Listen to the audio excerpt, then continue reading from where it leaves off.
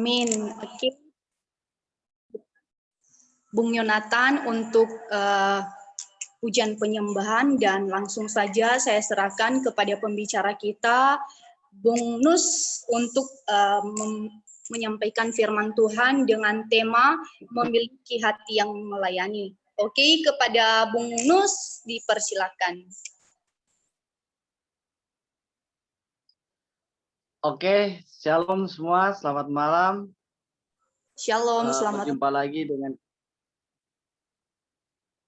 Terima kasih buat Bro Nathan sama ini yang sudah melayani.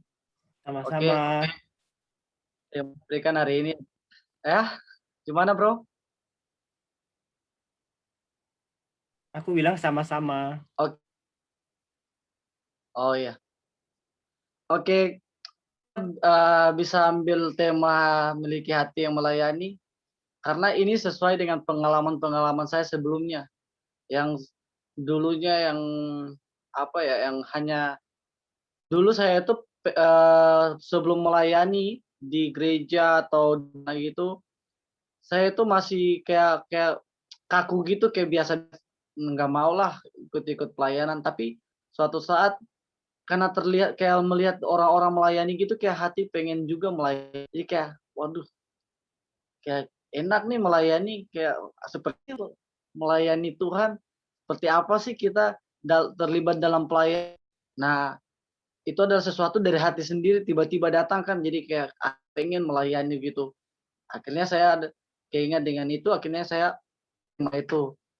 Oke, dan saya bersyukur juga udah berikan mulai dari koordinator dan admin yang udah berikan saya kesempatan untuk di malam hari ini, karena saya rasa kayaknya terakhir saya bawa itu udah lama, tahun lalu ya kayak, kalau nggak salah ya. Iya Bro, udah lama sekali ya, yang sahabat sejati.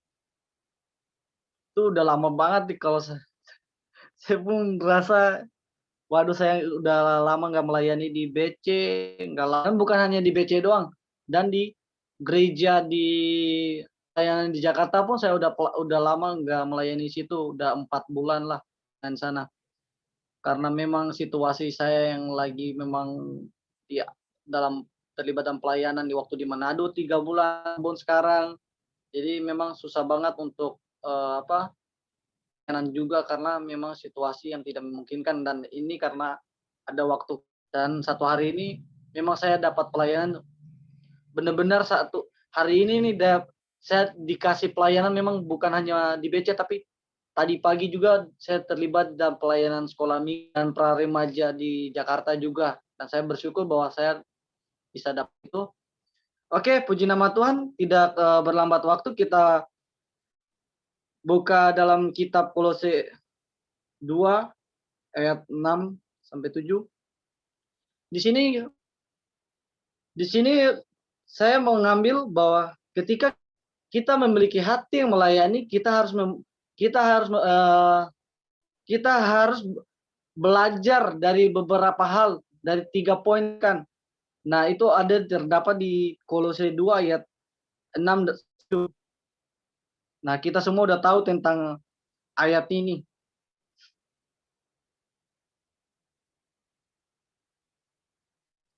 Oke, nanti saya baca. Kolose 2 ayat 6 dan 7. Telah menerima Kristus Yesus Tuhan kita, karena itu hendaklah kamu hidup di dalam Dia.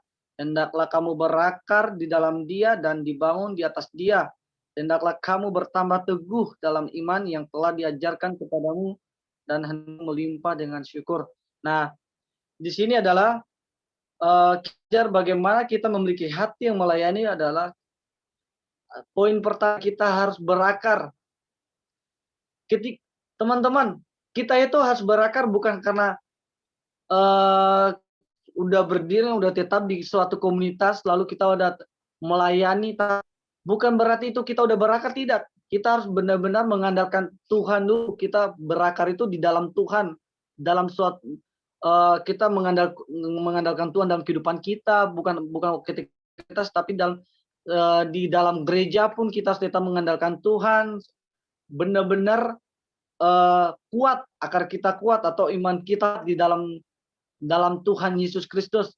Nah, kita harus tetap percaya kepada Dia. Dan di dalam Yeremia 17 ayat 7 dan 8,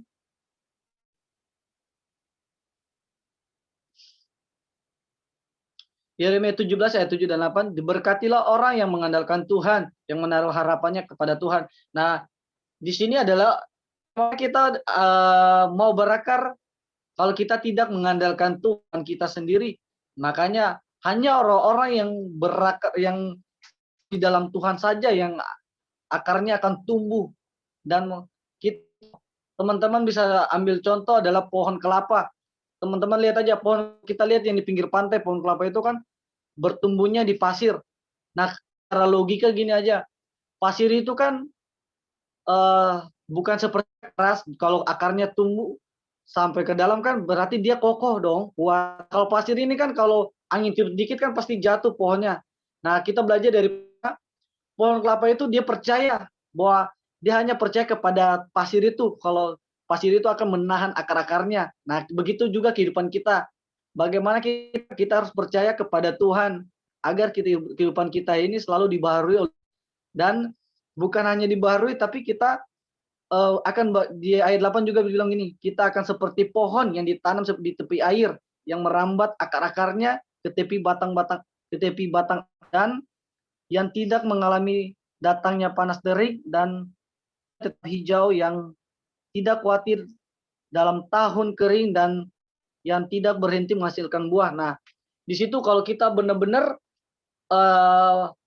mau berakar, ya itu kita seperti pohon kelapa itu, dia percaya bahwa pasir itu akan menahan agar dengan kokoh biar dia tidak rubuh meskipun dengan angin kencang bagaimanapun. Di sini saya tinggal di pinggir pantai, saya tidak pernah lihat satu pohon kelapa pun roboh karena angin. Saya tahu bahwa pohon kelapa itu percaya bahwa dia tumbuh di pasir akan menahan kuatnya dia karena akar-akarnya dia meresap kemana-mana. Nah, itu kita harus bagaikan pohon kelapa terus. Dan ketika kita pada Tuhan Yesus, bukan berarti hanya sekedar percaya saja, tapi harus benar-benar percaya, dan kita akan dibaharui oleh kehidupan kita. Dan poin kedua adalah kita akan bertumbuh. Ketika kita memiliki hati yang melayani, kita harus bertumbuh dulu dalam apa nih? Dalam iman.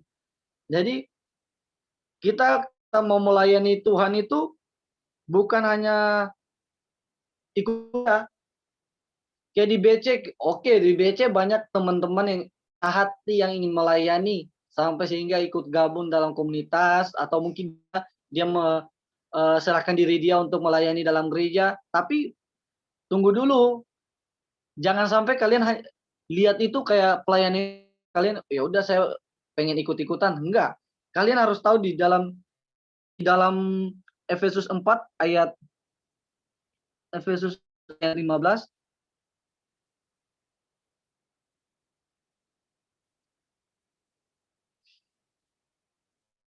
Efesus 4 ayat 15, tetapi dengan teguh berpegang kepada kebenaran kita bertumbuh di dalam segala hal ke arah Dia, Kristus, yang adalah kepala. Nah, bagaimana kita mau bertumbuh bahwa kita tidak teguh kepada kebenaran firman Tuhan? Nah, orang-orang yang tumbuh, dia harus berpegang kepada kebenaran firman Tuhan, bukan hanya karena ikut-ikutan komunitas ini, bahwa komunitas ini bagus nih, ikut rame, siapa tahu dia bisa terlibat dalam pelayanan. Salah sebenarnya. Teman gini loh, saya mau kasih contoh teman-teman. Kita itu melayani Tuhan itu, teman-teman, tidak kayak kita itu selalu bersenang-senang. Tidak. Malah dalam pelayanan itu nih, saya tahu bahwa kita ini dalam dunia sekarang, kayak kita anak-anak luar, bukan anak-anak yang ikut-ikut pelayanan, mungkin kita merasa, wah, orang ikut-ikut pelayanan ini merasa senang nih, enak banget ikut bahaya. Tapi enggak, coba teman-teman terlibat dalam pelayanan, pasti akan lebih sadar teman-teman di luar sana. Kenapa?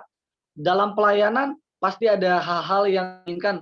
Mungkin teman-teman pelayanan kita sendiri suka kita, cerita-cerita kita yang enggak di belakang, dan mungkin kita berantem sama teman-teman pelayanan kita. Nah, mungkin kalian akan mendapatkan itu dalam ketika teman-teman melayani. Jadi, ketika kita mau bertumbuh itu ya kita harus hadapi semua cobaan yang ada dalam pelayanan itu. Jadi bukan karena ikut-ikut. Jangan kalian pikir pelayanan itu gampang, enggak. Pelayanan itu memang benar adalah proses atau tantangan yang Tuhan berikan bagi kita agar kita bisa berhasil, agar kita bisa bertumbuh. Karena Tuhan ingin lihat gini, wah ini anak ini dia pengen terlibat dalam pelayanan nih. Kasih dia satu cobaan dikit. Apakah dia bisa melewati cobaan apa enggak? Apa dia akan keluar? Nah, Tuhan akan berikan cobaan. Bahkan Tuhan hanya kasih cobaan sedikit aja, hanya disindir sama teman sendiri aja, dia udah keluar lagi, ya kan? Nah, itu adalah orang-orang yang tidak mau bertemu dalam suatu komunitas atau suatu tidak mau bertemu di dalam Tuhan lah. Nah, makanya dia gampang tersinggung karena buat saya gini, orang mengenal Tuhan dengan baik, dia tidak akan gampang tersinggung situasi apapun dalam keadaan apapun karena dia tahu dia datang itu melayani Tuhan bukan melayani manusia. Nah, itu orang-orang yang mau benar-benar punya hati melayani dengan sungguh-sungguh sehingga dia berani menyerah untuk melayani di komunitas atau di dalam gereja yang lain. Oke, kita buka 4 ayat 13.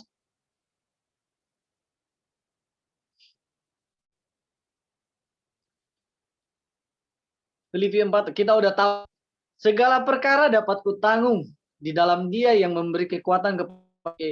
Nah, hanya orang-orang yang mengandalkan Tuhan tuh sangat luar biasa percaya ketika dia mau bertumbuh, dia hanya segala perkara di dalam Tuhan Yesus. Makanya ketika dia dalam terlibat pelayanan, dia percaya dong perkara-perkara dia atau setiap masalah yang dia punya itu dia udah serahkan hanya kepada Tuhan karena hanya Tuhan saja yang melakukannya, maksudnya sanggup memberi kita kekuatan cobaan atau tantangan yang Tuhan berikan itu bagi kita. Dan teman-teman, bahkan teman-teman lihat aja, saya tuh banyak banget kalau bilang tentang cobaan, mungkin sesuatu masalah-masalah yang banyak saya ada alami. Nah, bagaimana saya bisa kuat? Saya bertumbuh dan kuat itu bukan karena kekuatan saya sendiri, tapi karena saya percaya Tuhan, mengandalkan Tuhan. Dan saya tahu ketika saya punya hati ingin melayani Tuhan, saya menyerah kepada Tuhan untuk melayani, berarti saya harus lebih percaya dong bahwa Tuhan sanggup memulihkan saya, sanggup memberikan saya kekuatan untuk menghadapi setiap masalah atau cobaan-cobaan yang di kedepannya. Nah, terus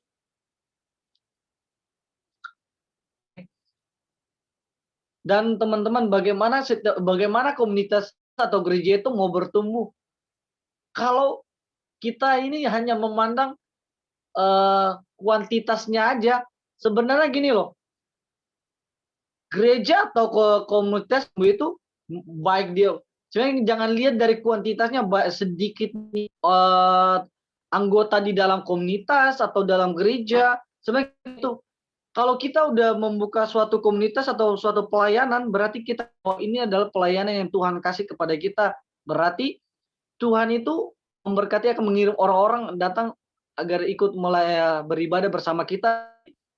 Setiap jangan kita pandang tidak akan menolong kita. Jadi gini, kita harus bagaimana mendapatkan kuantitas itu kalau kualitas kita aja belum bagus, belum baik di hadapan Tuhan.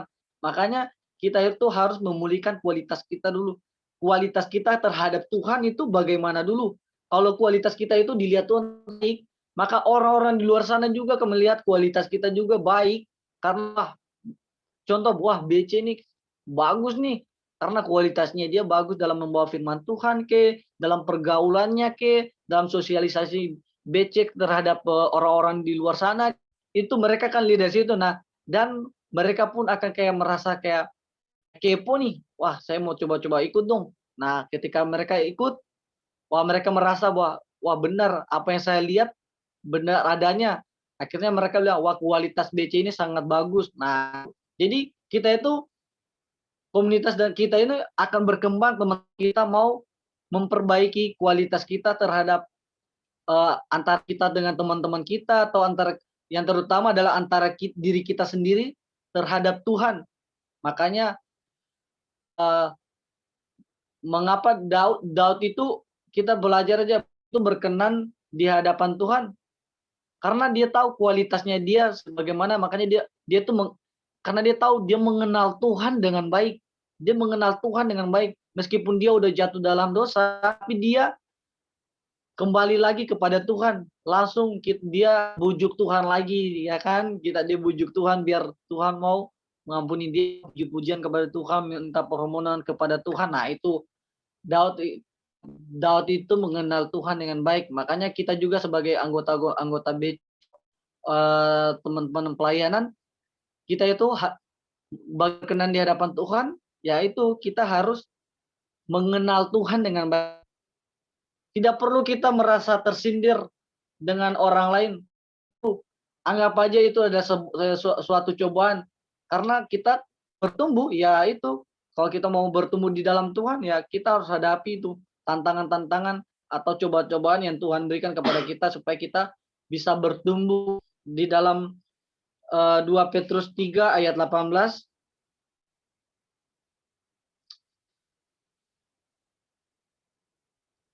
Oke, 2 Petrus 3 ayat 18, tetapi bertumbuhlah dalam kasih karunia dan dalam pengenalan akan Tuhan Selamat kita, Yesus Kristus, baginya kemuliaan sekarang dan sampai selama-lamanya. Nah, seperti saya bilang kan, ketika kita mau bertumbuh itu, kita harus dalam pengenalan akan Tuhan dulu. Makanya kita itu harus mengenal Tuhan dengan baik dulu.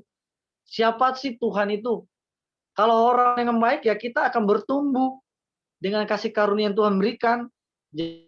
Kasih karunia yang Tuhan berikan itu adalah anugerah yang kita dapat dari Tuhan. Ya, kesehatan yang kita dapat itu adalah anugerah, sesuatu yang luar biasa yang Tuhan berikan. Makanya kita mengenal Tuhan dengan baik dulu, baru bisa bertumbuh dalam pelayanan, bertumbuh kita dan lain-lain. Makanya teman-teman, saya katakan bahwa jangan pernah kita merasa tersindir atau kita kayak dicerita sama orang lain, anggap aja itu sebuah lawakan bagi kita, nggak usah diambil hati lah. Jadi kita pas dengan mereka, kayak contoh kayak mungkin saudara agama mungkin cerita saya tidak tahu nih, terus tiba-tiba ada yang bilang kayak saya, ya kita dengar aja, anggap aja dengar dari telingaku masuk di telinga kiri kanan, jadi nggak perlu disimpan dalam pikiran dan hati, biar nggak simpan jadi dendam. Nah, seperti itu aja, biar anggap aja itu sebuah lawakan aja bagi kita. Hanya orang-orang yang mengenal Tuhan dengan baik saja yang bisa bertumbuh. Dia tahu siapa Tuhannya. Karena dia tahu bahwa Tuhan memberikan dia pelayanan itu, berarti dia tahu Tuhan ingin dia menjalankan Tuhan berikan supaya bertumbuh. Oke, poin yang ketiga adalah berbuah. Ketika kita udah berakar dalam Tuhan Yesus Kristus, ketika kita udah bertumbuh juga dalam Tuhan Yesus Kristus, kita udah melakukan segala yang diberikan, kita harus berbuah. Berbuah. Kita berbuah seperti apa sih? Ya, kita harus memberitakan apa yang kita tahu tentang firman Tuhan, kita harus sampaikan juga bagi orang-orang di luar sana, biar mereka tahu juga tentang kebenaran firman Tuhan. Kita Matius 28 ayat 18 sampai 20. 28.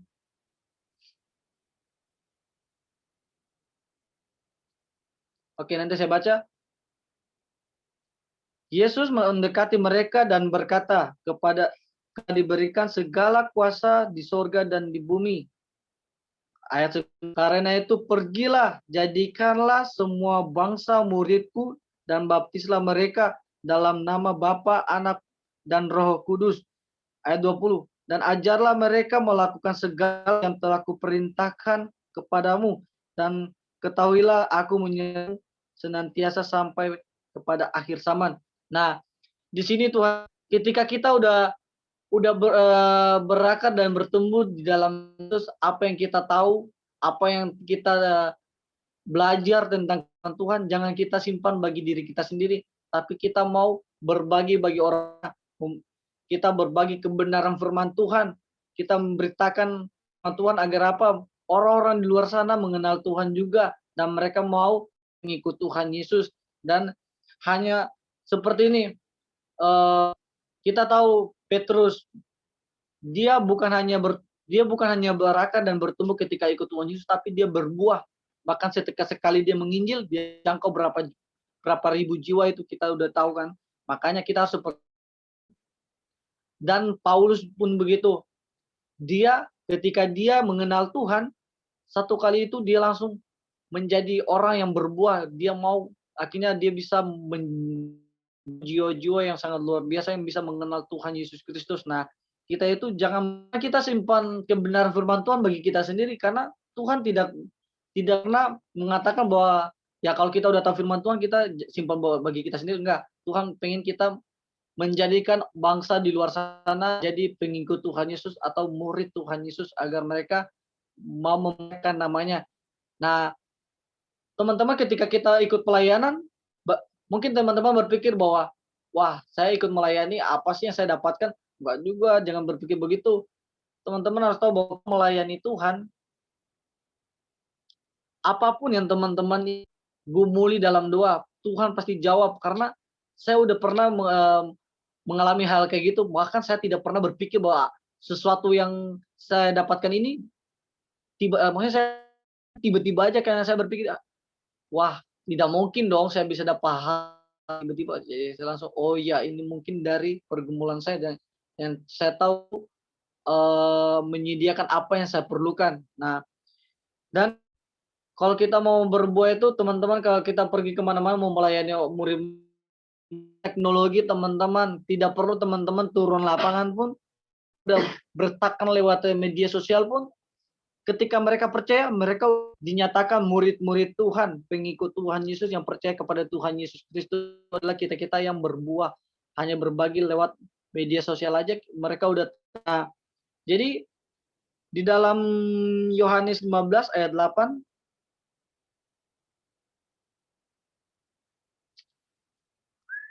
Yohanes 15 ayat 8. Oke. Dalam hal inilah Bapakku dipermuliakan, yaitu jika kamu berbuah banyak, dan demikian kamu adalah murid-muridku.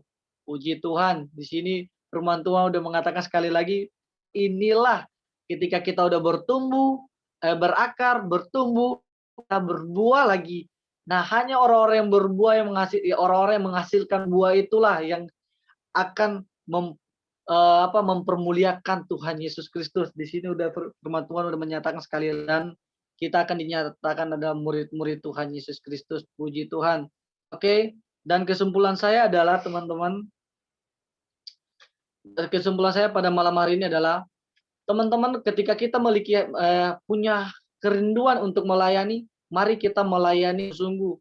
Jangan kita khawatir akan hari esok. Kita pandang Tuhan Yesus saja. Kita fokus kepada Tuhan Yesus. Kita percaya bahwa apapun yang kita lakukan, Tuhan Yesus pasti sediakan. Puji nama Tuhan. Mungkin itu saja kebenaran firman Tuhan yang boleh saya sampaikan kepada teman-teman. Saya serahkan bagi siapa host. Iya Kak, oke, terima kasih buat firman Tuhan malam hari ini, sangat memberkati kita semua. Oke, kita berikan aplaus dulu buat Kanus.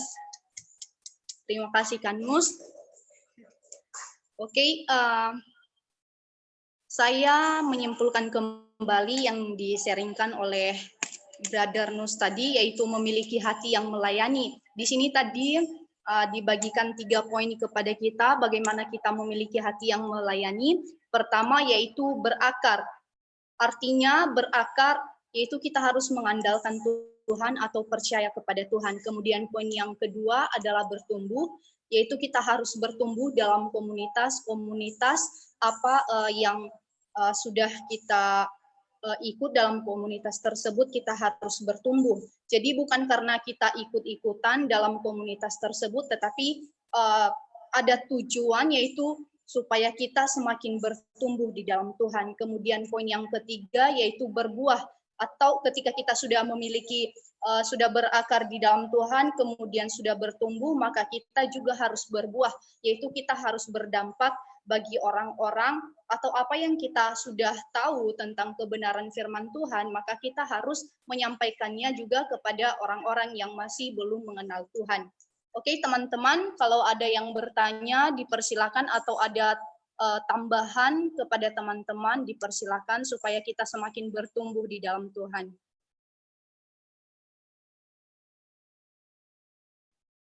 Oke, ada yang bertanya? By the way, ada jiwa baru nggak malam hari ini? Perkenalan dulu dong. Oh iya ya, ada teman kita yang baru bergabung. Oke, yang merasa dirinya baru bergabung, dipersilakan untuk memperkenalkan diri supaya kita sama-sama bisa tahu ya. Ada Ferlanduan. Shalom Kak Ferlanduan. Boleh diperkenalkan dirinya?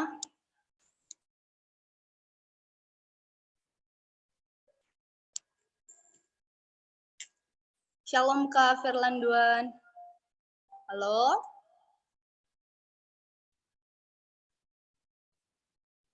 Wah, mungkin jaringan ya teman-teman.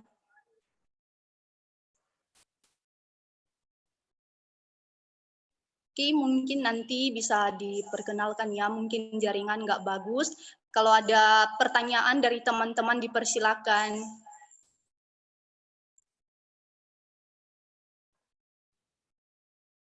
Atau tambahan juga, boleh. Mungkin dari Kak Ezra boleh ditambah Kak, atau pertanyaan. Ya, makasih buat kesempatannya ya. Sebenarnya sih kalau untuk tambahan sih sebenarnya nggak ada. Udah pas semua. Cuman ada sedikit catatan sih tadi waktu Brother Nus menyampaikan. Mungkin ya, kurang lebih bahasanya kayak gini tadi. Di dalam pelayanan, kita jangan mudah tersinggung dalam melayani ya. Anggap saja sindiran-sindiran yang terjadi itu adalah sebuah lawakan. Mungkin kurang lebih gitu ya tadi ya bahasanya bro ya. Nah, sekarang untuk beberapa orang yang memiliki karakter temperamen atau ya apa bahasanya, memiliki karakter temperamen dan mudah tersinggung gitu, istilahnya zaman sekarang tuh baperan ya. Itu gimana itu cara ngatasinnya itu? Mungkin dari Brother ada solusi gitu. Gimana bro? Silakan.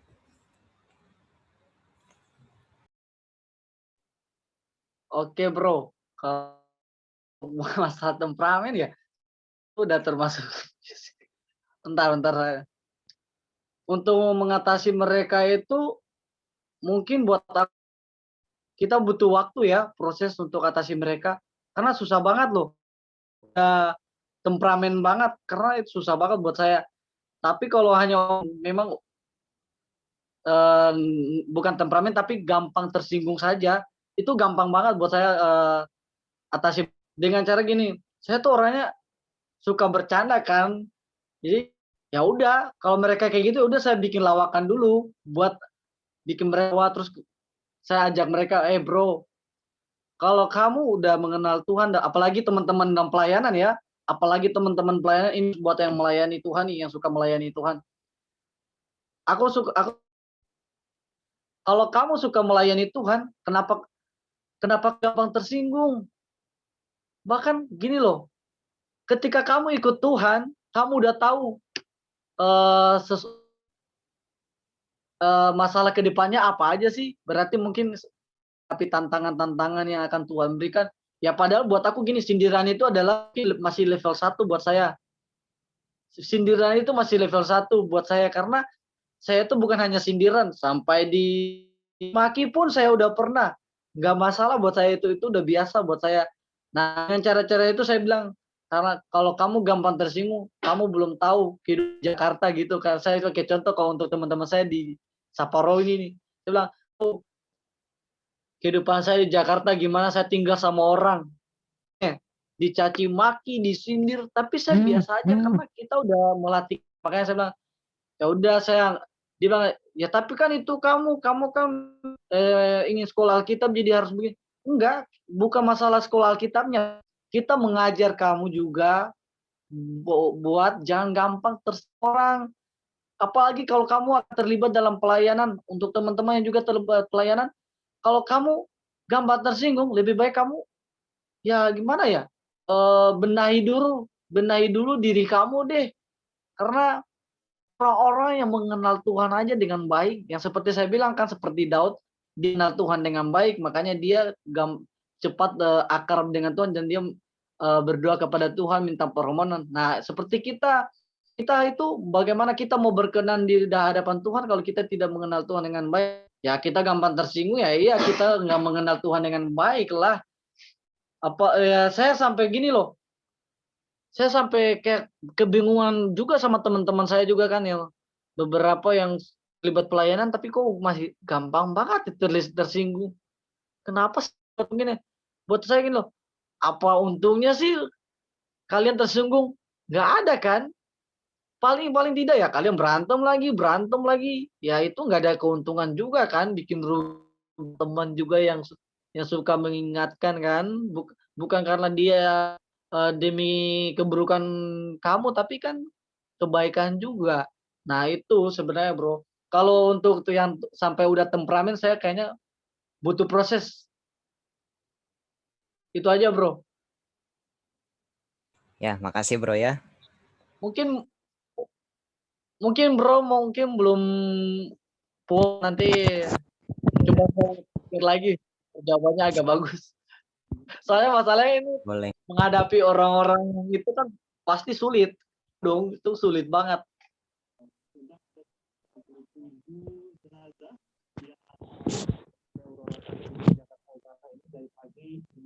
Oke, yang lain boleh.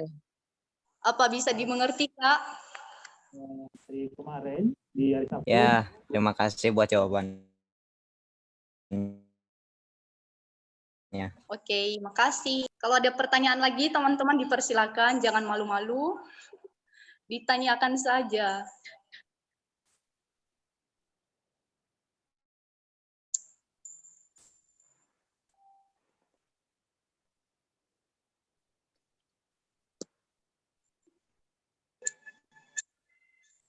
Mungkin dari Kak Suryani Daily ada pertanyaan atau tambahan, Kak? Diam semua ya, giliran dikasih pertanyaannya. Nggak ada sih, mungkin tadi saya mau tanggapi tadi sama Kak Ezra ya. Menurut saya sih dua-duanya harus introspeksi diri. Yang baper dan yang bikin baper. Yang tersinggung dan yang menyinggung. Karena menurut saya kedua ini nggak dewasa. Di dalam kita melayani, ngapain sih harus menyinggung orang? Dan kenapa juga kita harus tersinggung? Jadi menurut saya orang yang mudah baper, orang yang mudah tersinggung itu adalah orang yang tidak dewasa. Nah solusinya, ini orang-orang harus dimentorin. Kalau di tempat saya di sini, orang yang begitu-begitu, sekali dua kali pasti pemimpin juga akan lihat. Oh ini dia bercandanya berlebihan, dan itu salah. Oh ini dia mudah baper. Itu harus dimentorin terus supaya bagaimana nih, karena menurut saya pelayanan itu terbagi tiga. Pelayanan yang pertama pelayanan biasa. Pelayanan biasa itu adalah sesuai mood, sesuai suasana hati. Kalau dia pengen melayani ya oke, kalau tidak ya enggak. Yang kedua, pelayanan di atas rata-rata. Tapi cuma rutinitas. Dia melayani itu di atas rata-rata luar biasa. Tapi rutinitas doang, karena dikasih jadwal Senin, Selasa, Rabu, Kamis, Jumat. Dan itu pelayanan di atas rata-rata. Lah, tapi menurut saya pelayanan yang terbaik itu adalah pelayanan yang excellent. Karena pelayanan itu adalah seluruh kehidupan kita diberikan kepada Tuhan. Pertanyaannya sekarang, apakah kita itu melayani biasa, melayani di atas rata-rata, atau melayani dengan excellent? Kita bisa menjawab diri kita masing-masing. Thank you. Oke, makasih Kak tambahannya. Oke, teman-teman, kalau ada yang bertanya lagi, ayo semangat bertanya. Soalnya kita masih banyak waktu, sekitar 5 jam lagi, jadi banyak kesempatan untuk kita. Bohong. Sekitar 1 jam, teman-teman. Ayo bertanya. Aku boleh bertanya? Boleh Pak Ketua, silakan. Halo semuanya, ya. Bronus. Shalom. Ya, pertama sorry ya, aku ya terima kasih dulu pertama ini buat sharingnya. Ya, aku ada pertanyaan. Aku tangkap tadi begini, yang 3 poin tadi ya, yang Bronus sampaikan. Apa 3B ya? Berakar, berbuah, berakar, bertumbuh, berbuah ya. Cuma aku tangkapnya bahwa itu sudah harus dimiliki dulu oleh seorang pelayan atau kalau yang mau melayani, betul ya? Ya, aku tangkap begitu. Bagaimana dengan orang yang baru atau istilahnya baru terjun dan dia dipercayakan untuk mengambil sebuah pelayanan? Gitu. Mungkin dia ya barulah sebagai apalah, sebagai PL, sebagai singer atau guru sekolah minggu, entah cuma sebagai membantu aja gitu. Tapi menurutku itu sebuah pelayanan kan. Dan kalau mau dijabarkan secara luas, ya pelayanan itu pun tidak hanya di dalam gereja kan, berbau rohani lah. Kita bekerja juga, kita sekolah, kuliah, itu juga sebenarnya pelayanan kan. Nah, bagaimana tanggapan Bro dengan orang-orang misalnya yang pasti namanya baru kan, dia secara kerohanian maaf, secara kerohaniannya kan bisa dibilang masih dangkal begitu ya, masih terbatas lah. Nah, di dalam pelayanan itu tentunya dia akan menemukan proses-proses gitu. Gesekan-gesekan, entah sesama pelayan atau suasana hati atau suasana lingkungan, pasti itu akan mempengaruhi orang tersebut. Nah, bagaimana Bronus menanggapi dengan orang yang baru ini, misalnya pendatang baru lah dalam dunia pelayanan? Aku tangkapnya 3 poin yang, sorry, 3 poin yang Bro sampaikan tadi itu, pertama harus berakar kan, kedua harus bertumbuh, harus berbuah ya. Ketiga berbuah. Nah, bagaimana dengan orang-orang yang baru tetapi dia sudah diberi kepercayaan untuk melayani? Nah, bagaimana Bronus? Terima kasih.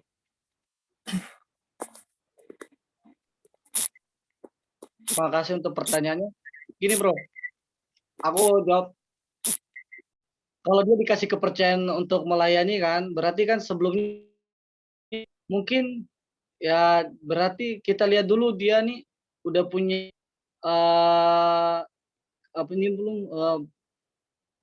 belum dulu nih, maksudnya sebelumnya dia udah bertumbuh belum dulu nih. Kalau hanya tiba-tiba gini, mungkin tanggapan aku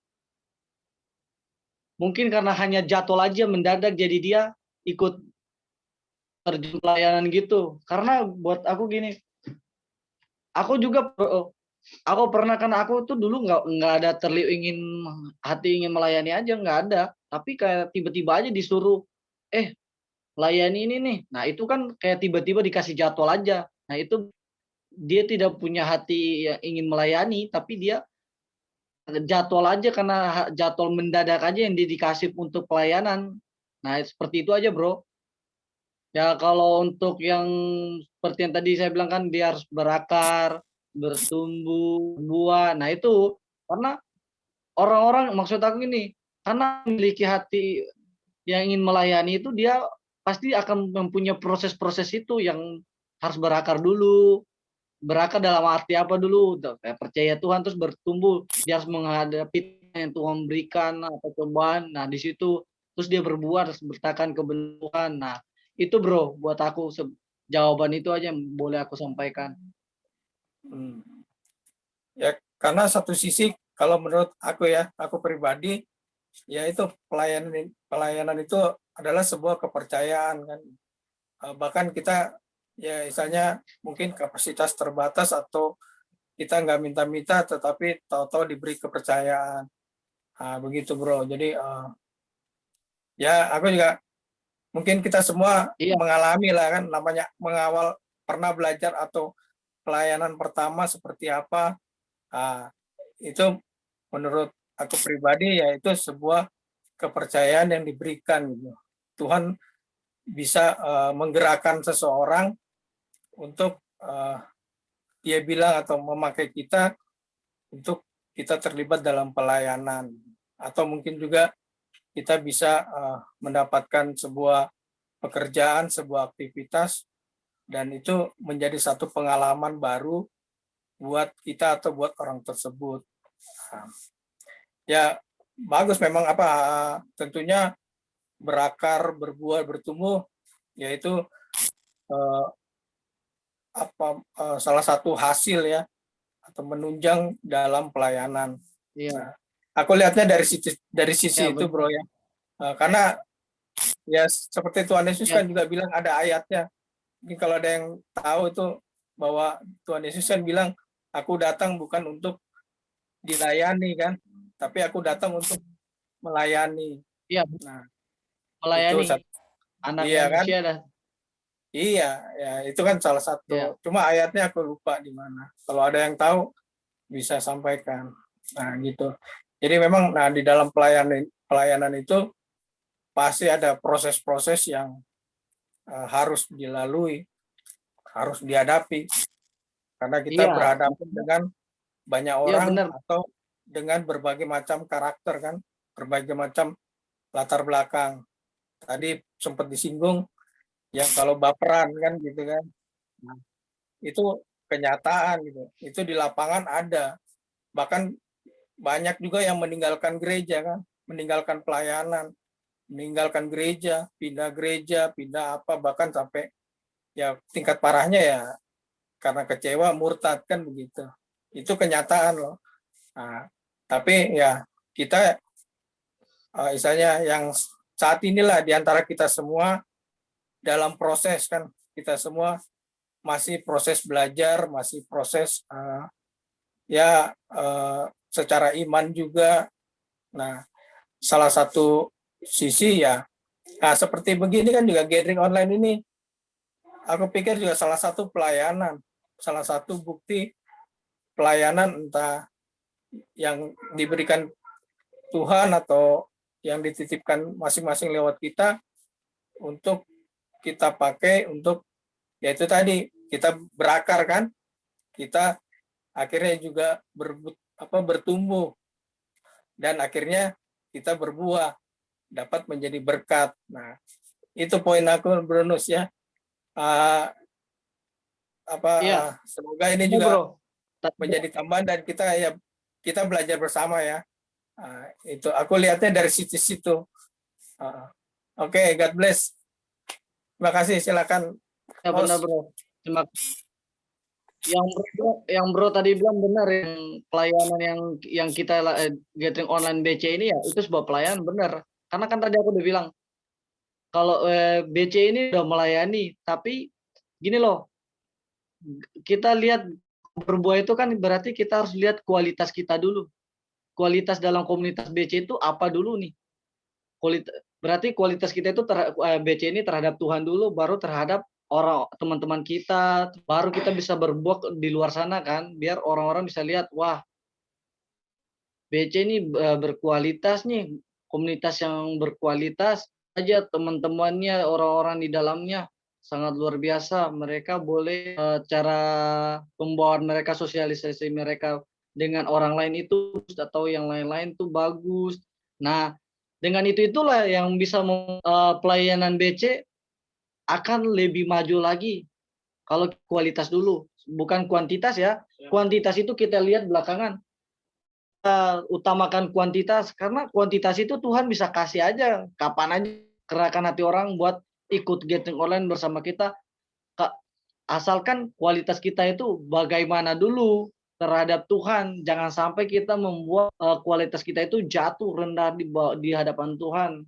Makanya kan tadi kalau kita itu bukan sini, tadi aku udah katakan bahwa kita itu harus lihat dulu kualitas komunitas atau gereja dulu, baru kuantitas. Karena kalau kita mengutamakan kuantitas akan mengikuti kita dari belakang.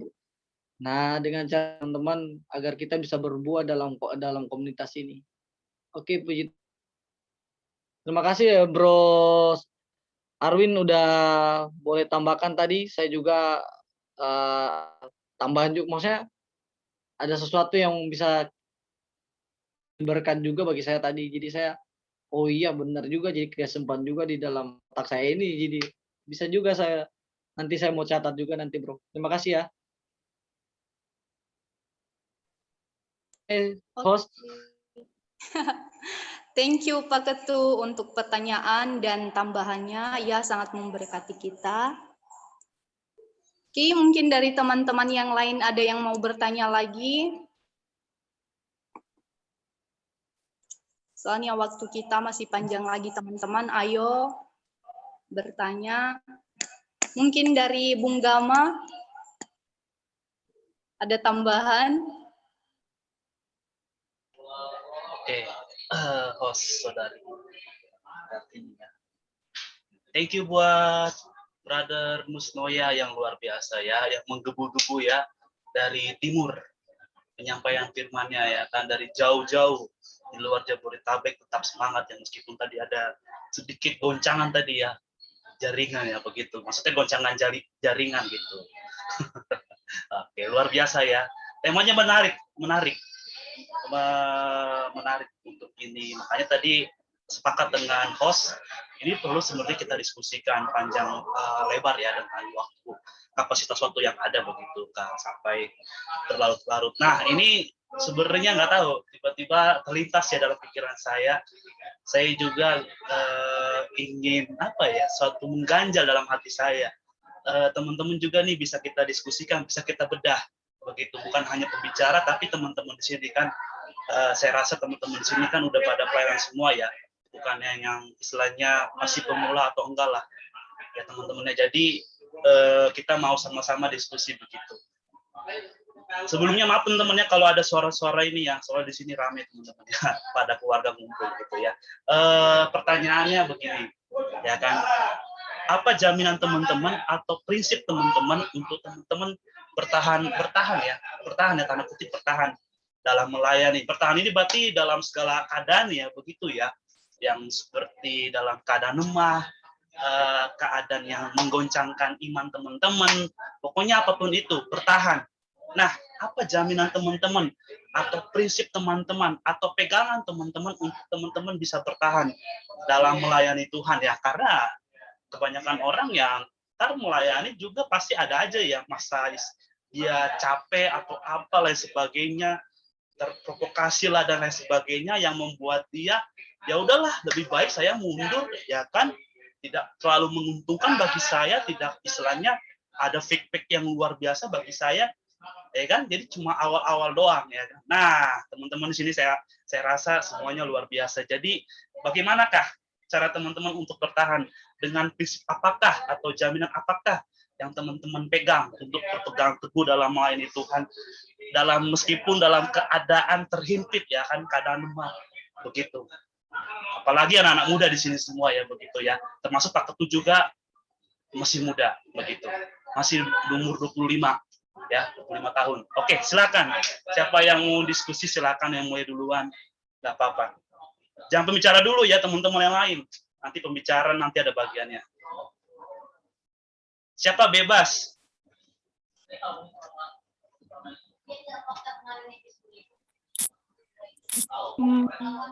Boleh sudah.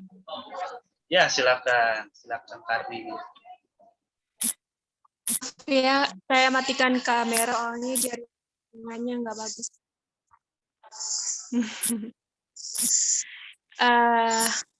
Baik. menurut pertanyaan si Gama, apa sih prinsip kita, terus apa sih pegangan kita bahwa kita percaya banget kita melayani itu untuk berpegang teguh kepada Tuhan. Jadi saya menanamkan prinsip dalam diri saya, yaitu firman Tuhan Kolose 3:23, bahwa dikatakan bahwa apapun yang kamu perbuatlah dengan segenap hatimu seperti untuk Tuhan dan bukan untuk manusia. Jadi itu yang selalu saya tanamkan di dalam hati saya, bahwa sekalipun manusia mengecewakan hati saya dalam pelayanan, manusia menyakitkan hati saya, tetapi pelayanan yang saya lakukan bukan untuk manusia, tetapi untuk Tuhan. Jadi itu prinsip saya dalam diri saya, mengapa saya bisa bertahan dalam pelayanan walaupun sesulit apapun dan sesusah apapun. Jadi saya punya pegangan tersebut, dan bisa kita juga lihat sebagai pedoman kita, sebagai teladan kita dalam tokoh-tokoh Alkitab seperti Rasul Paulus dan banyak lagi yang mengalami, seperti Stefanus yang mengalami rintangan penderitaan yang mereka alami. Jadi itu sih menurut saya kenapa saya prinsip saya dalam pelayanan semakin teguh. Itu sih, Gam. Terima kasih. Oke, terima kasih Kak. Teman-teman lain ada? Ezra mungkin berikutnya dari laki-laki kan? Silakan. Atau teman-teman lain boleh.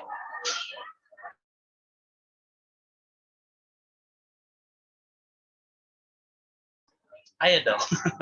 Jika ada yang bertanya itu perlu dikasih saran. Jangan sampai orang itu nanti yang bertanya. Oke, silakan Pak Ketua. Ini Pak Ketua dan buka mic. Ada Yeni Istiani ya? Ya, ada Pak Ketua. Kasih tanggapan bagaimana pendapat kalian. Ayo. Oh. Sebelum Pak Ketua berarti. Oke, sebelum Pak Ketua siapa duluan, silakan.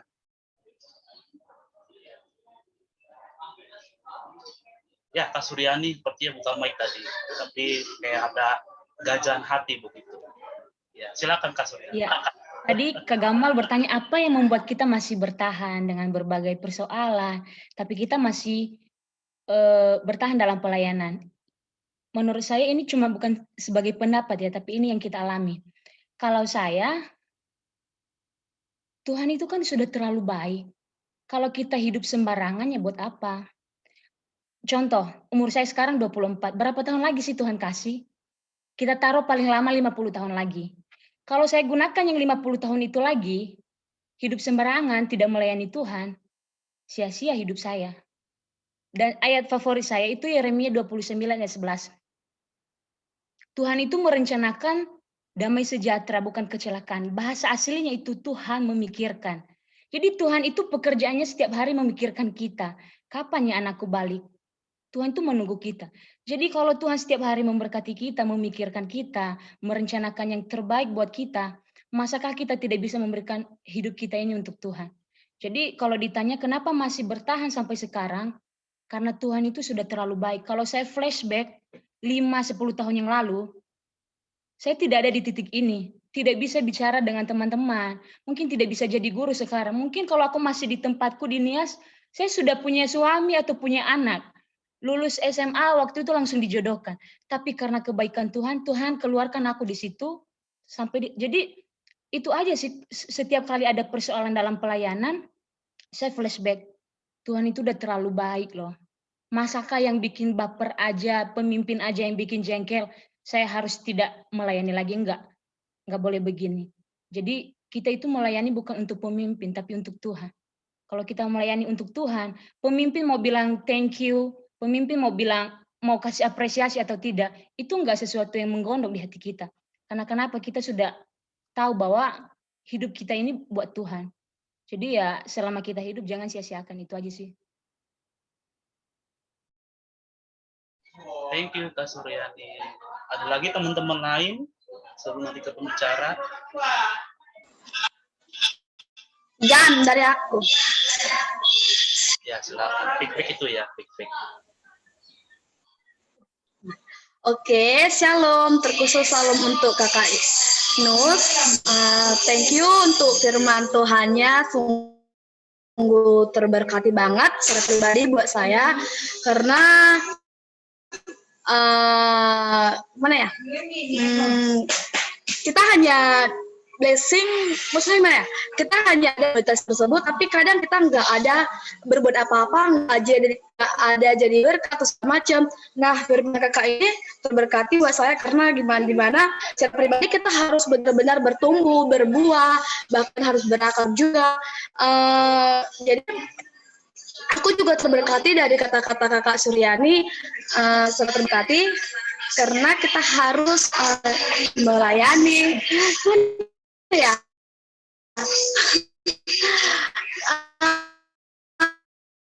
aku di ayat di 99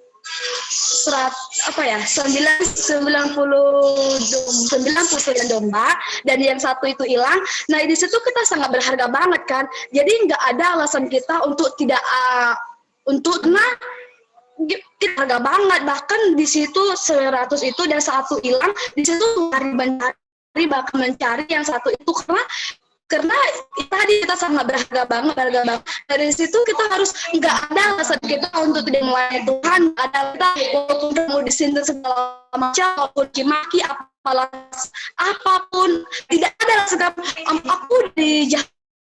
Aku berbangga dengan kata-kata kamu, atau memang mungkin kamu belum punya kualitas, belum punya bakat segala macam pun, aku nggak punya saling mensupport segala macam, karena di dalam suatu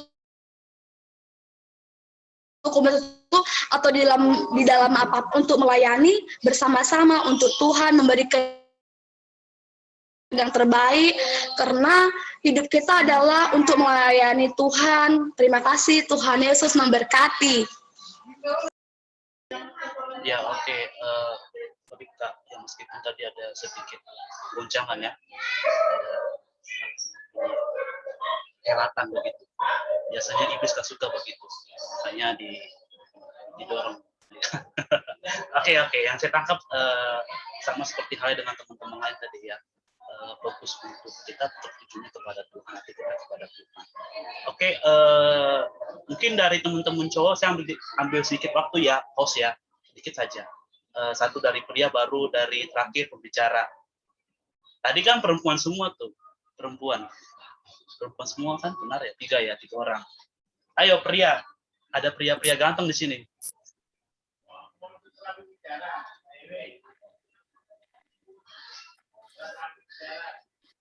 Ada nggak bro? Ada. Kalau nggak aku bro. Ayo, berkatnya tak peketu semua, anti ketua semua. Iya.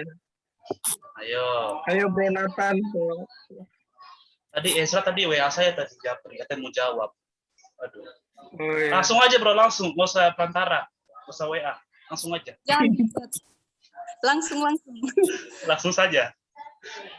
Parah nih, enggak. Sebenarnya sih masih nyusun sih, tapi ya udahlah. Berarti ada puji Tuhan. Berarti benar ada kan? Enggak, sebenarnya belum siap, tapi ya sudahlah ya. Mohon maaf sebelumnya kalau bakal patah-patah. Nih saya bacakan aja ya. Tadi kurang lebih pertanyaan dari Gama nih, prinsip kita apa sih? Menurut prinsip kita bertahan dalam pelayanan meskipun banyak tekanan, ya kurang lebih begitu ya. Kalau menurut saya sih, saya nggak akan banyak bicara. Menurut saya kenapa kita bertahan dalam pelayanan meskipun banyak tantangan atau tekanan? Karena sebagai orang Kristen, hendaknya kita melayani sebagai seorang yang sudah diselamatkan ya. Sebagai seorang yang sudah diselamatkan, sudah menerima Kristus, hendaklah kita melayani seorang akan yang lain. Karena kita karena contoh gini aja dah, kalau orang Kristen cenderung menolak pelayanan, siapa lagi yang akan melayanin? Karena kalau gini aja, kita berpikirnya sederhana aja. Kalau saya menolak, siapa lagi yang akan melayani? Oke, Tuhan akan gantikan dengan orang-orang lain lagi. Tapi apakah kesempatan untuk melayani itu akan datang lagi kembali? Jadi sih saya menganggap suatu kesempatan itu adalah sebuah anugerah yang Tuhan berikan kepada kita untuk kita boleh melayani apapun bidangnya ya. Apapun bidangnya ya, itu adalah suatu anugerah dari Tuhan kepada orang percaya untuk bisa melayani di dalam pelayanan, entah itu di dalam gereja maupun keluar gereja. Itu sih yang bisa saya tanggapin dari pertanyaan korum kita agama. Oke, itu aja bro, makasih. Thank you Bro Ezra. Silakan Pak Ketua nanti berbicara ya. Kalau dari aku, yang aku ya setelah terjun di pelayanan atau melayani, aku berusaha komitmen. Jadi komitmen untuk selalu selama masih bisa, selama ada kesempatan, ya aku mau melayani begitu. Aku sangat diberkati dengan 1 Korintus 15 ayat 58. Kalau ada yang bisa bacakan, ayat ini sering kita dengar. Tapi ini salah satu kekuatan juga buat aku pribadi. Aku sangat senang untuk melayani. Ada yang bisa bacakan 1 Korintus 15 ayat 58? 1 Korintus 15 ayat 58 ya. Tolong bacakan bro. Karena itu, saudara-saudaraku yang kekasih, berdirilah teguh, jangan goyah, dan giat selalu dalam pekerjaan Tuhan, sebab kamu tahu bahwa dalam persekutuan dengan Tuhan, jerih payahmu tidak sia-sia. Ya, ya, kiranya memberkati. Thank you. Thank you Pak Ketua. Silakan dari pembicara terakhir, Lustoya, silakan. Oke, terima kasih kesempatannya. Saya setuju mulai dari yang dibilang bahwa apa yang kita kerjakan itu jangan kita kerjakan bagi manusia, tapi kerjakan bagi Tuhan. Satu. Terus untuk kalian ini juga benar, kita itu selagi kita masih ada kesempatan ya untuk melayani, ya kita layak melayani ya tuh, melayani Tuhan. Dan Ezra pun juga kalau nggak salah nggak beda Suryani juga kata-katanya. Dan Rifka juga, saya juga setuju dengan semuanya, apalagi Bang Arun tadi dengan ayat firman Tuhan yang memang pas. Memang ayat firman Tuhannya pas banget. Dan oke, mungkin dari saya sekarang gini. Oke teman-teman, bagaimana ya prinsip kita ya? Buat saya gini loh. Tadi Karni bilang bahwa kita itu apa yang kita kerjakan itu kerjakanlah buat Tuhan bagi kita kan. Itu memang benar. Dan ada satu ayat dalam Filipi 1 ayat 29. Filipi 9, sebab kepada kamu dikaruniakan bukan saja untuk percaya Yesus, melainkan juga untuk menderita untuk Dia. Nah, di sini kata berarti kita menderita secara kayak disiksa atau gimana, enggak. Maksudnya kita menderita itu kayak mungkin kita akan mengalami suatu cobaan, tantangan yang Tuhan berikan.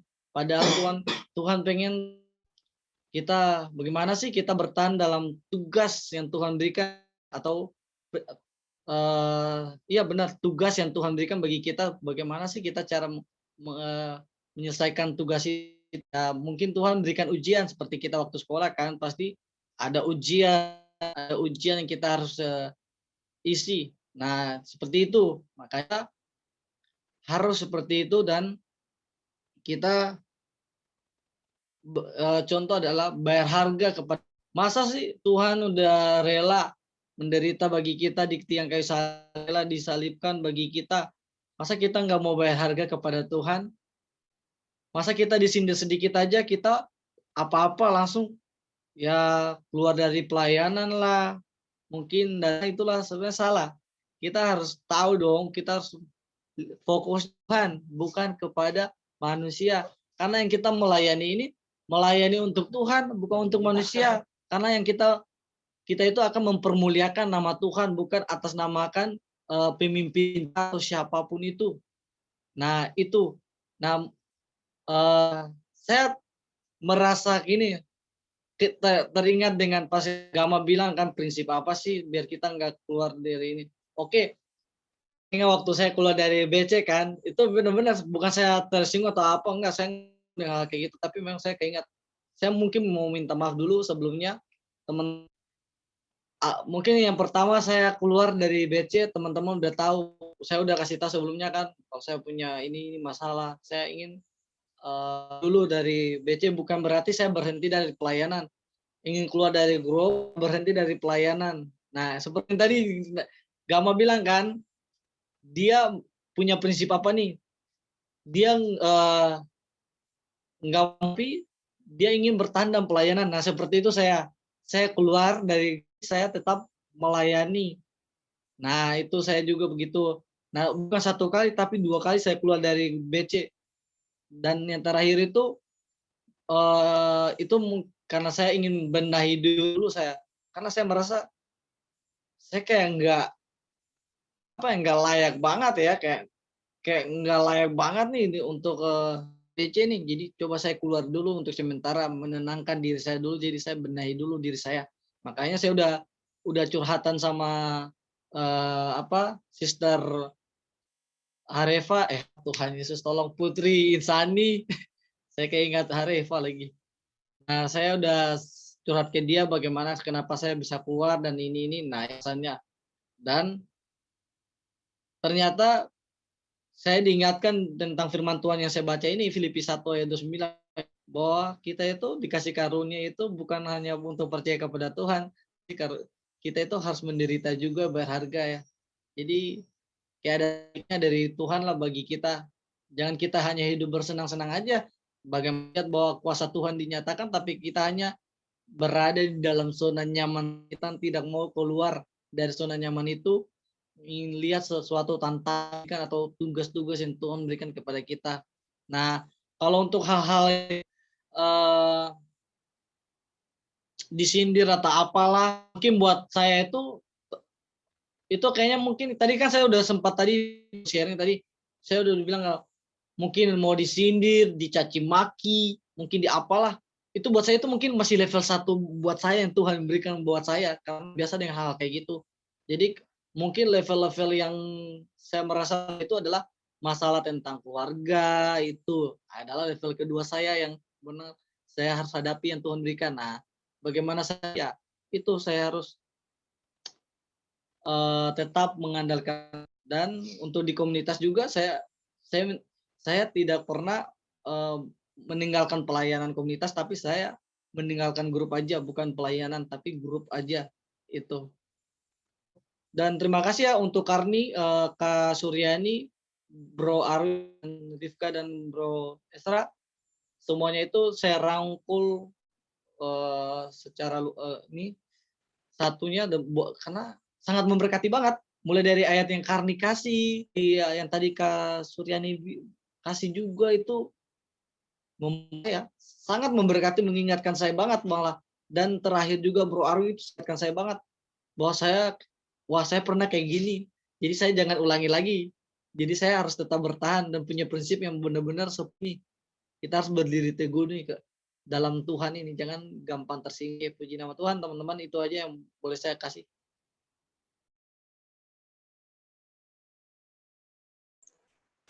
Oke, makasih Kanus.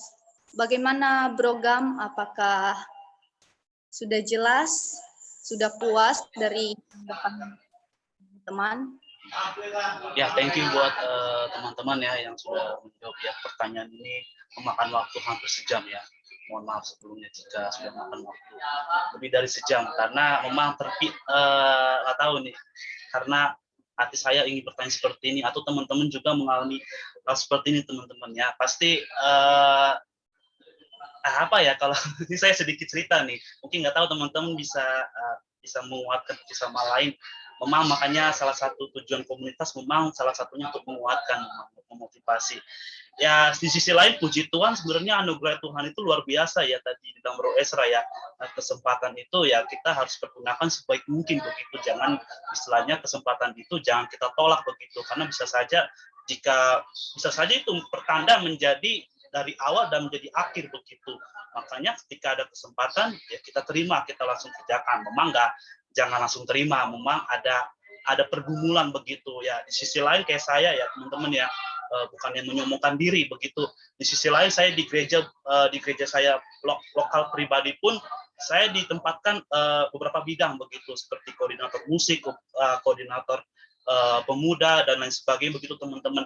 Tapi yang mau makanya tadi saya pertanyakan tentang itu untuk istilahnya sebagai kekuatan saya dari jawaban-jawaban teman-teman. Makanya tadi memberkati ya, salah satunya contoh melihat keadaan begitu ya. Kita teman-teman mungkin yang udah pernah terjun ya dalam kepengurusan, contohnya dalam breakthrough lah, contohnya ngambil example-nya begitu, melihat orang-orang seperti yang demikian begitu, apalagi yang tanda konteks ya udah senior begitu, yang udah maaf kata ya udah berumur tapi ya masih belum bisa dalam dewasa pelayanan begitu, kadang menjengkelkan setiap pengurus begitu ya kan, terutama saya pribadi jika kita ngambil sampelnya saya begitu teman-teman. Makanya kadang-kadang itu yang membuat saya istilahnya sampai lebih baik mundur ya kan teman-teman ya, lebih baik mundur ya kan, lebih baik udahlah biarkan saja begitu ya teman-teman ya.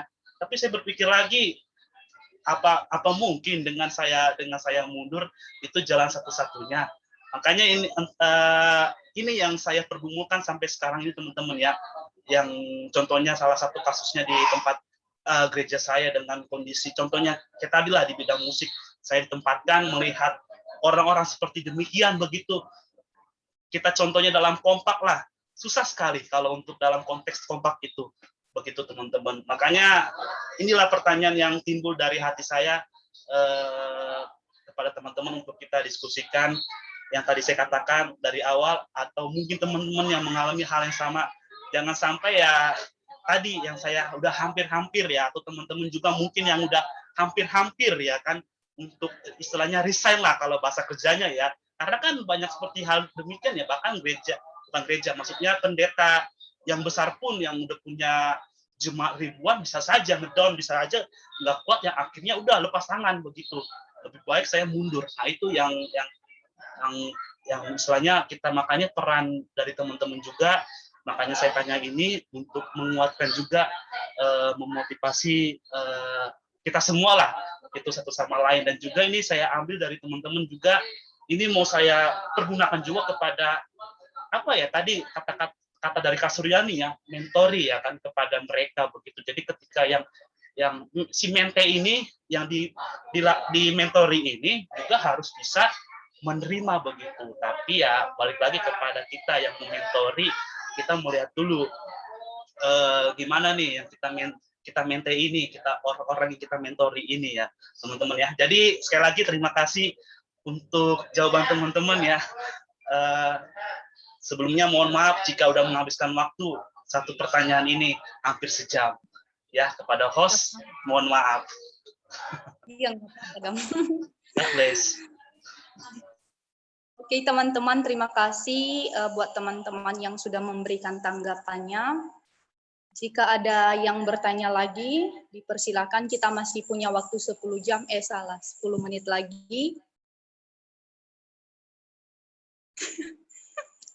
Jika ada, mungkin dari Kak Putri ada tambahan. Ayah Kak Putri, tadi udah DM tadi ya di Instagram. Salah ya, bukan. Kak Putri Sani, beda orang. Wah, nggak gitu juga, Gam. Nggak cukup. Semuanya cukup jelas kok, memberkati. Oh, tidak. Mungkin dari teman-teman yang lain, dari Pak Albar kali. Dari host dong, dari host. Tadi kan anggota semua peserta. Dari host dong. Kita bertanya tuh, hostnya sharing. Pas Gam.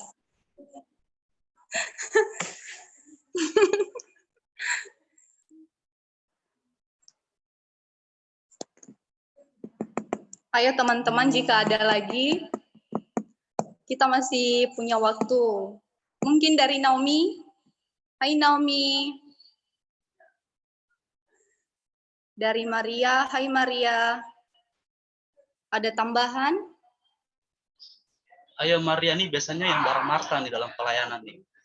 Ya, pas itu menyekak kaki Tuhan Yesus. Berkobar-kobar. Ya Martanya lagi ke dapur, tapi di Maria ini konsisten di dalam pelayanan. Silakan Maria. Ayo Maria. Silakan Dek. Enggak, udah jelas sama aku, Kak. Maria barusan WA katanya dia mau nyanyi. Enggak. Oh, menutup. Enggak, ya Allah. Boleh nanti kita buatkan khusus untuk Maria ya. Nanti kita jadwal ya di minggu berapa kita buatkan.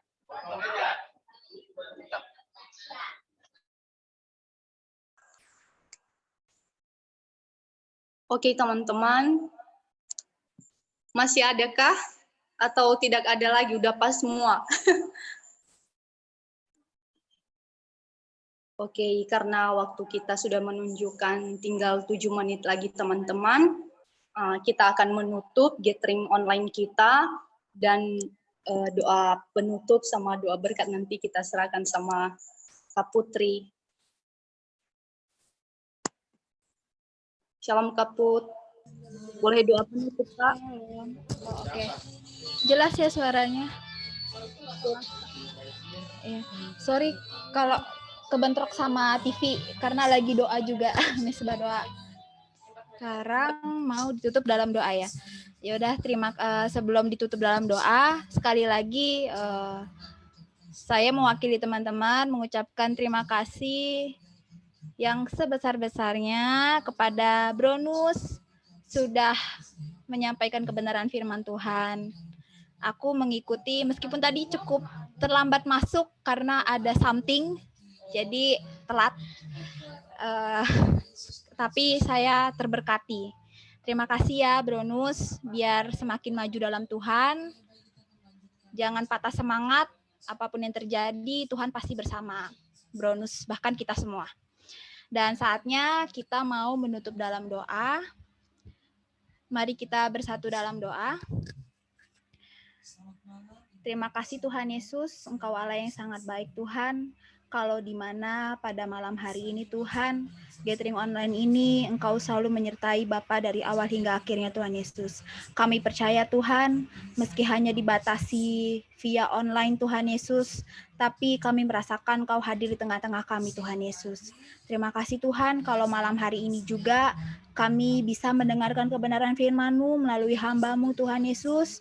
Nusenoya ya Bapa. Bapa, biarlah Tuhan Engkau berkati anak-Mu ini Tuhan.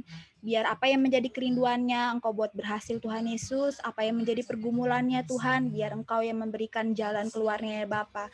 Karena kami percaya Tuhan Engkau selalu bersama-sama dengan anak-anak-Mu Tuhan Yesus. Begitu juga Tuhan, Engkau berkati setiap kami, semua peserta di Zoom ini Tuhan Yesus, yang sudah setia sampai saat ini mengikuti gathering online Breakthrough Tuhan. Terima kasih Bapa, biarlah Bapa Engkau selalu menyertai kami semua Tuhan Yesus. Engkau selalu menjagai kami, memberikan kami kesehatan Tuhan.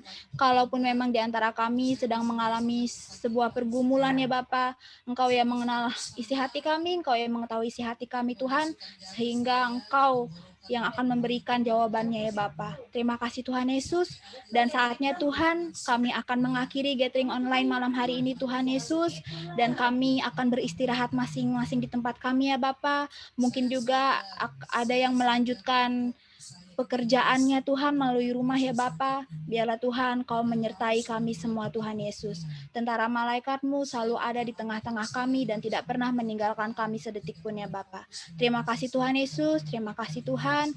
Biar Engkau selalu berkati studi kami, pekerjaan kami, pelayanan kami, apapun yang kami kerjakan ya Bapa, biar Engkau yang memberkatinya Bapa. Hanya dalam nama-Mu Tuhan Yesus Kristus, kami serahkan Tuhan gathering online ini ke dalam tangan kasih-Mu, dan kami akan berpisah satu sama lain ya Bapa. Haleluya. Amin.